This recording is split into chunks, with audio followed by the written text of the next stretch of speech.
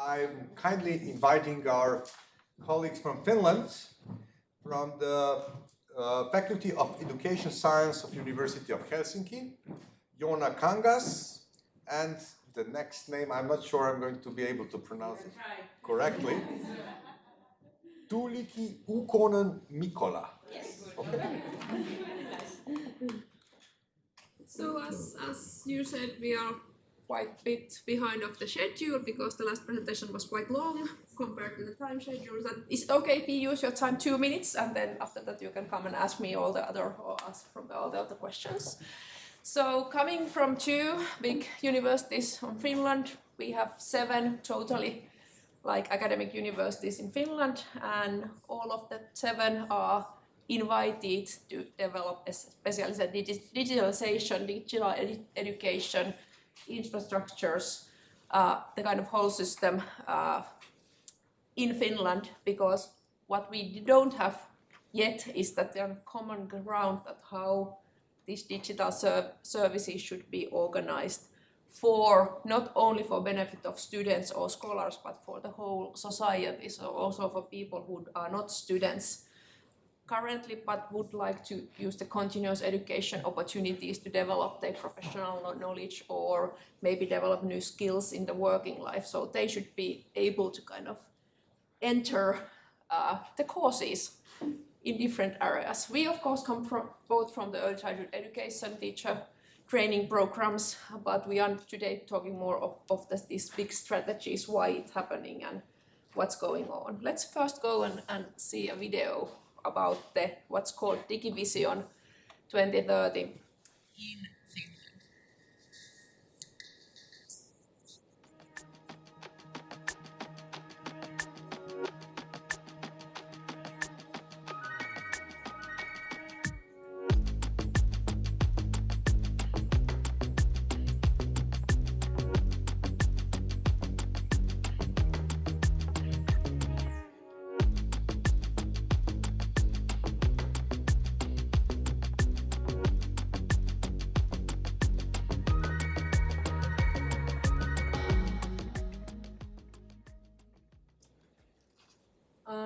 Like in Finland, mostly we have all the information available also in English, so you can scan the pages also on your own, and most of the videos are there. So what's the Digivision? Its name, it's a vision turning to be strategy, and after that turning to be practices in the higher education institutes. What are we aiming?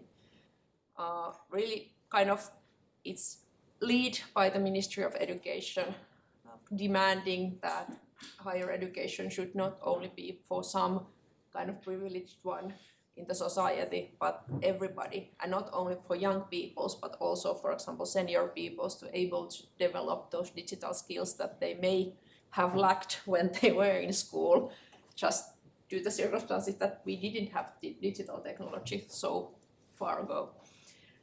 We should have a shared vision. We should everybody kind of agree with that shared vision. Of course, as researchers, scholars, we know that critical voices are very important. They should also be part of the dialogue. So we can't have a strategy that is just document closed in a cupboard in somewhere in the ministry, but it has to be dialogical, it has to be dynamic, it has to be ongoing development. We then have to have shared commitment to that process that will be continuous and ongoing. And there should be goals, there should be objectives that we can also complement the steering of the strategy of the vision all the time. Otherwise we end up developing something that might become unrelevant. The first phase was executed in 2021. That's starting as the project, mid of COVID, of course. So we had a good experiences of practices first, and then starting to create the strategy and theory. I'm always saying to my students, never do it this way, but then we end up always doing it that way. When the second phase is going to end next year, then we really start to implement. So it's a long process to first create something that every higher education unit can be kind of able to identify as a shared goal, agree that we really want to do this. Finally, I let Tuulikki tell you a little bit about how especially the University of Jyväskylä has been using these elements of the system in the strategy and vision level. So please, Tuulikki. Yes, thank you. So I tell one example of digitalization in higher education, and the example comes from my own university, University of Jyväskylä, and how we are going to take part of this vision, how we are going to implement it. And University of Jyväskylä is small, medium-sized university in the middle of Finland.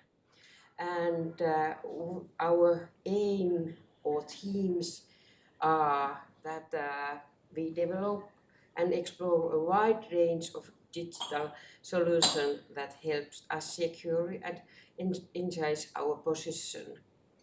Also, we are trying to enhance learning, teaching and research, facilitating our everyday work and creating versatile and innovative interconnections. Just now we are making these kinds of networking and connections. And we are growing share of our scientific research and degrees based on the use of intelligent interactive digital platforms. And one of our goals is that we have our infrastructure supports our research and teaching in this field. And I think in practices it is that, for example, we have very much training for teachers, for us, as much as we have time to take part. And of course we are training teachers. It's so important that we can share these ideas and attitudes with teachers, because they are going to teach children and students after they graduate from our department. So I think that was in a kind of summary of what is going on. Lala, to everybody for listening to us.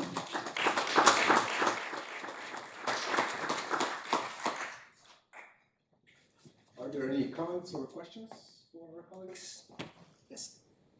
Male from University of Primorska. Can you tell us how? I see a lot of written, we use digital solution. Can you give us one example of how it's going to be? For example, University of Jyväskylä, sorry. We will make all digital solutions, everything. But can you give us an example? Yes, please. A package. Blended teacher training program called 1000+.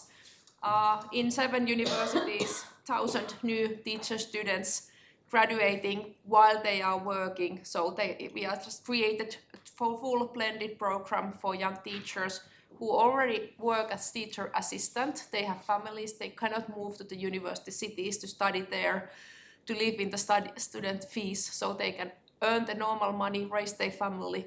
They still have the qualification. I'm the leader of the program in all 7 universities, and the training days are taking up time once per month, 1 day, 2 day maximum, and then lot of blended material. And with blended, I don't mean that this is a letter course that we are sending them pile of books and they are sending essays, but it's reflective practice, and it's based on the research of professors, for example, Mikko, of how you really create the teacher identity, the theories of mind that they can then be teacher tomorrow, but also in 20 years in future. Blended teacher training programs, first students are graduating this spring. They started in mid of COVID. So not yet, we can't yet publish any data about them because they are still our students. We have to protect them for ethical reasons. Next autumn, I hope that we can publish the results about the level that differs it from the kind of normal students who spend 3 to 5 years in sitting in these kind of rooms. Is it somehow more efficient? Is there something that's missing? And then starting to develop that based on the findings. And so of course we have to follow them all the time.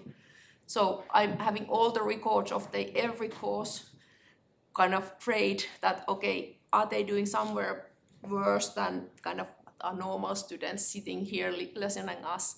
Are they doing somewhere better? How what the quality of their pedagogical competencies takes place when they are assisting the teachers in real kindergartens, because we can see that right away the municipalities will complain if their level is very much lower or very much higher. But the results we have to still wait a couple of months. I hope that you keep following the 1000+ program, because that's something that then we can publish after they have graduated, after we don't have this ethical weight that if we start publishing from our students, it would feel very bad and it's not kind of right. 1,000 people is still quite a small amount of people in Finland, so it's too little that we could just show all of their results to the whole world before they have the diploma in hand. This is one practical program taking place every day, using of course different kind of online tools, online kind of platforms, but there's lot also other ways of blending the education outdoors from lecture halls to the field, what they do with children, what they do with teacher colleagues, how they develop their understanding, how they gain the knowledge that maybe is kept important in kind of the traditional teacher training programs. And similarly, I believe as a scholar that we also get this kind of reflective information that what maybe is lacking from the traditional teacher training programs.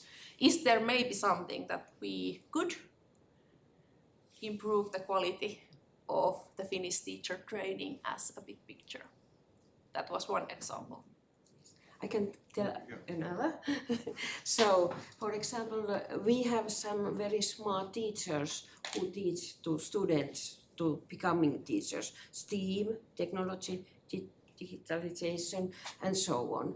And for example, our environment in our faculty, we have this kind of classroom full of different devices. And for example, I'm doing research with eye tracking classes. And I have also master students with us. We have with us. So we try in many ways to implement this vision. Thank you. I think that we would be very much interested.